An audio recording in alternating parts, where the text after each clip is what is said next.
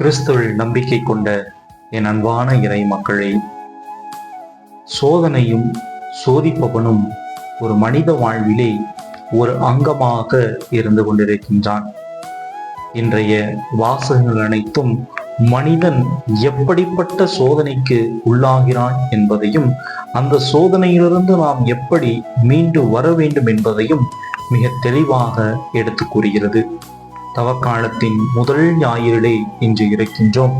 இன்றைய நாளிலே சோதனைகளை ஆண்டவர் இயேசு கிறிஸ்து எப்படி எதிர்கொண்டார் என்பதையும், அந்த சோதனைகளை வரும்போது நாமும் எப்படி அதை கடவுளிடத்திலே ஒப்பு கொடுக்க வேண்டும் என்பதை பற்றியும் மிக தெளிவாக நமக்கு விளக்குகிறது.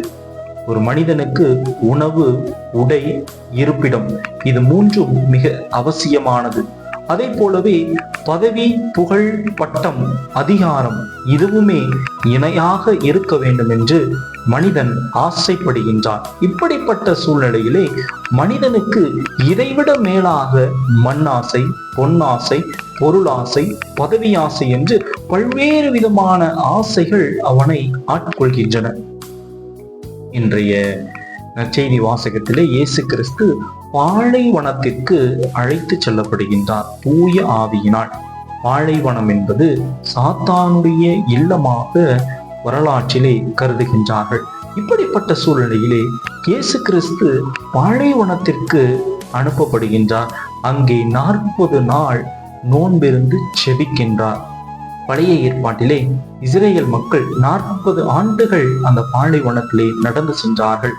அப்படி நடந்து சென்று கொண்டிருந்த பொழுது 40 இரவும் பகலும் மோசே அந்த பாலைவனத்திலே கடவுளோடு உரையாடி கொண்டிருந்தார்.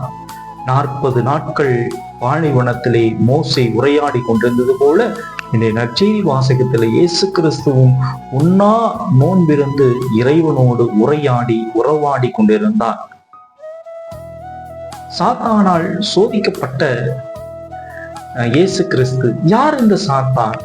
இயேசு கிறிஸ்து சோதிக்கப்பட்டார், ஏன் நம்மை சோதிக்க வேண்டும் என்ற ஒரு கேள்வி நமக்கு எழலாம். ஏன் நம்மை பாவத்தில் விழ வைக்க வேண்டும் என்பது அவனுடைய ஆசையா? திருவழிபாடு புத்தகத்திலே நாம் பார்க்கின்றோம், விண்ணகத்திலே ஒரு போர் மூண்டது. அந்த போரிலே நல்ல சம்மனசுகளும் தீய சம்மனசுகளும் இடையே மிகப்பெரிய சண்டை நடந்தது.